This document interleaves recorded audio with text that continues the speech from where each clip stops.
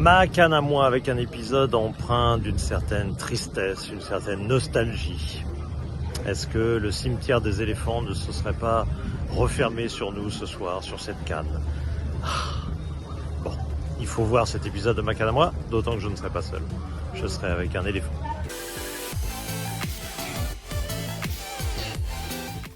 Et oui, une grande tristesse évidemment de voir les éléphants mourir ainsi, sans défense. Guy Demel me rejoint pour analyser tout ça, ancien international ivoirien bien sûr, de la bonne époque.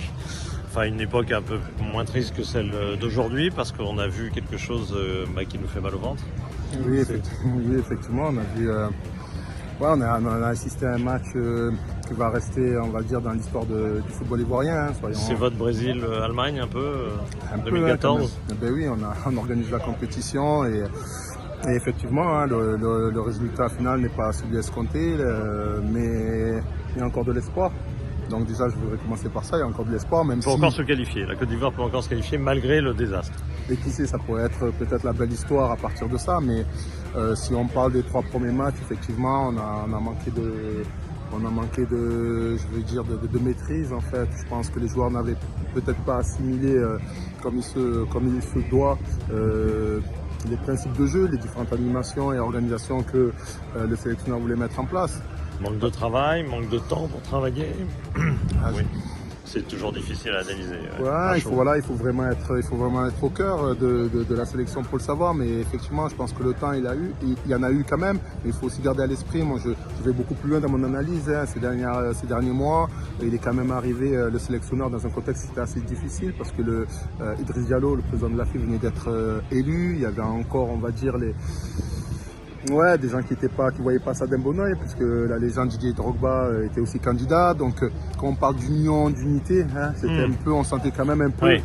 C'était une vraie. L'élection était elle-même une déchirure, donc tout le monde n'était pas en harmonie avec les éléphants. Ben, ça se sent, ça s'est senti un peu au stade aussi. Ça s'est senti un peu au stade. Donc, oui, si toutefois nous avons la chance, il faut aussi cette union. Donc, oui, l'atmosphère autour de l'équipe nationale n'était peut-être pas forcément aussi optimum. Tout ne se résume pas au staff, même si forcément il y a aussi une part de responsabilité. Et lorsqu'on parle du match d'aujourd'hui, je pense que certains cadres ont manqué de leadership. L'effondrement à 0-2 qui était assez malheureux. Disons, la Côte d'Ivoire n'était pas heureuse du dénouement parce que vraiment il y avait beaucoup de situations contraires. Mais par contre, à partir de 0-2, c'est invraisemblable. Un tel effondrement est invraisemblable. Oui, et je pense que... Manque de cadre, manque de...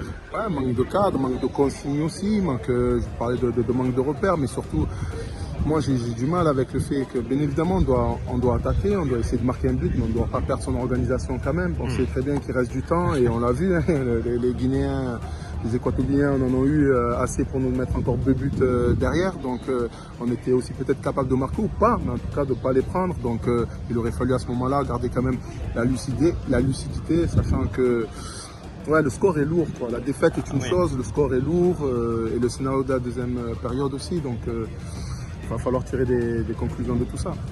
Est-ce que, évidemment, sur la liste des noms, on a l'impression qu'il y a encore pas mal de talent en Côte d'Ivoire et dans cette équipe. Est-ce qu'on s'est illusionné? Ou simplement est-ce que c'est le contenu collectif qui ne colle pas?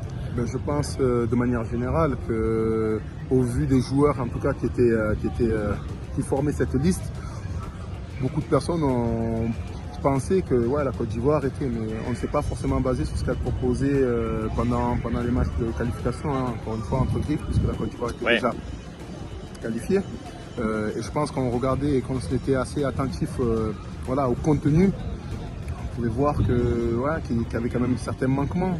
Alors oui, Sébastien Haller est blessé, donc ça fait quand même un atout. Il faut aussi le compter. Adingra, oui, mais Adingra c'est un joueur qui est titulaire depuis 3 matchs aussi. Voilà, même si on sait qu'il aurait pu apporter. Donc je pense c'est l'ensemble de l'addition de plusieurs choses et il va falloir rapidement en tout cas pouvoir mettre tout à plat parce que si toutefois on a la chance de pouvoir se qualifier, pourquoi pas écrire l'histoire du football. Bon, tu n'as pas l'air d'y croire. Soyons honnêtes. Non, je suis totalement honnête. Passer, je pense que ça peut le faire. J'ai une petite... Le après, ben, forcément, je suis un peu... Circonspect. Voilà, c'est ça. Non, mais c'est tout à fait ça. Non, parce que l'étape suivante, ça va être un peu notre conclusion. D'ailleurs, ça a été un désastre. Ça a été un fiasco, un peu du style de ce que le Brésil a vécu donc contre l'Allemagne en demi-finale, perdre 4-0 à domicile dans ton grand stade. Enfin, c'est une humiliation nationale assez presque émouvant de force. Comment on se remet émotionnellement de ça? Alors, pour le futur, c'est autre chose, mais si jamais il y a qualification malgré tout en tant que troisième pour la suite de la CAN, il faut jouer un huitième de finale. Ben déjà, dans quel état, quoi? On a parlé de faillite émotionnelle, donc déjà je pense que c'est là-dessus qu'il faut essayer d'activer, on va dire, les leviers. Et pour ça, c'est la population, c'est les supporters, c'est voilà, les gens qui sont autour de l'équipe nationale, essayer de trouver les bons mots, même si c'est compliqué, montrer de l'amour, montrer que ben, on est là. Supporter, c'est ça aussi, c'est supporter ce que nous vivons aujourd'hui. Et puis après, ben, il y a aussi la partie technique, tactique et autres. Voilà, je pense que là on a touché le fond. On ne peut pas aller plus bas, donc on ne peut qu'en remonter. C'est l'espoir que j'ai. Bon, eh ben Guy, hein, on va demeurer avec cet espoir parce qu'on est tous attachés à cette équipe des éléphants et puis à ce pays de la Côte d'Ivoire et à l'organisation d'un tournoi de la sorte.